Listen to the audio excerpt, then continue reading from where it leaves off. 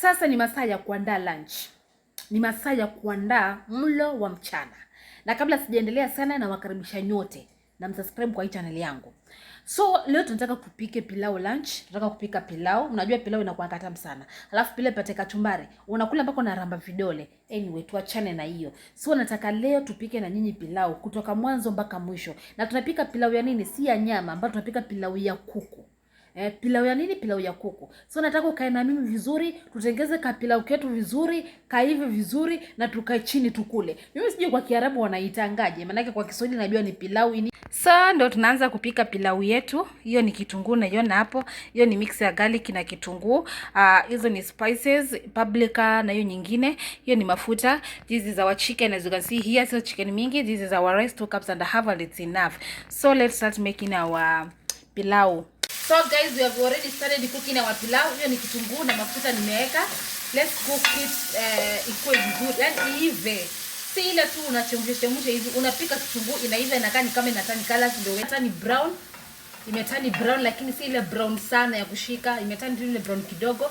It's ready now. We can mix the other onion, ndio hii. Yeah. Then you mix it very good. You mix it very good. Wakati tuangalie kitu ya kushikia. So we are going to mix it very good. Yeah? Make sure umemix yani yote vizuri imeshikana. Inataka harufu kingine katamu wewe hata acha tu. Yeah? You see? So our onion is like that. Mafunzo kupika pilau mpikange mabwana zenu. Let's wait kitunguu chamke kidogo ndio sasa tuweke kuku. I can see our onion is very perfect good. Perfect good. So tunaenda kuweka kuku zetu. Tunaweka hivyo. Tunaweka kuku zetu. After you are putting your chicken, unaenda kumix, uchanganye kabisa, uhakikishe imeshikana. Ile kushikana, changanya vizuri, make sure imeshikana vizuri. After ikishashikana, unachukua kifuniko, unaifunika like for 5 minutes, alafu sasa ndo unafungua unaangalia iko vipi.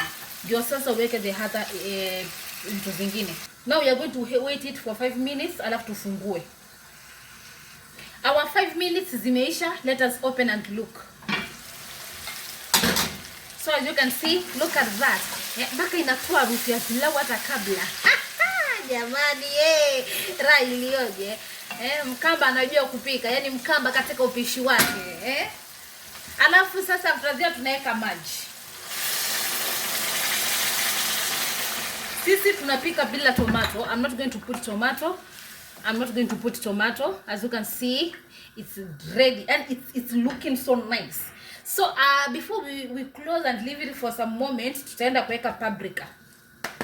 Paprika inaletanga ladha ya chakula, yani chakula inazidi kuwa tamu zaidi.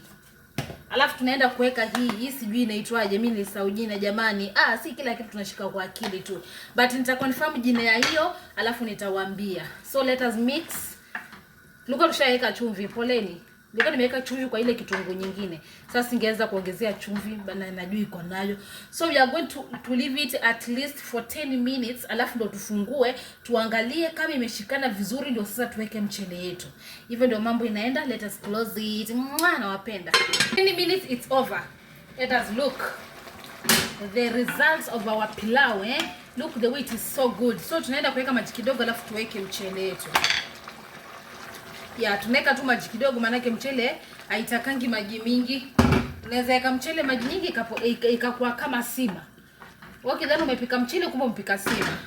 So this is our rice. Let's put. This is our rice. Tuna make sure tumetoa yote kwa bakuli. So we are going to mix it very good, As you can see, look at the results. That is our pilau is pilau ini. So we are going to close it mpaka mchele yetu iive. Kama imeiva ndio sasa tutakuwa tumemaliza video yetu. So my people, our pilau is ready. Akikia Mungu ipate kachumbari hii, naweza ipiga, naweza ichafulia mimi. Well, it's looking so nice. It's looking so yummy. So our pilau is ready.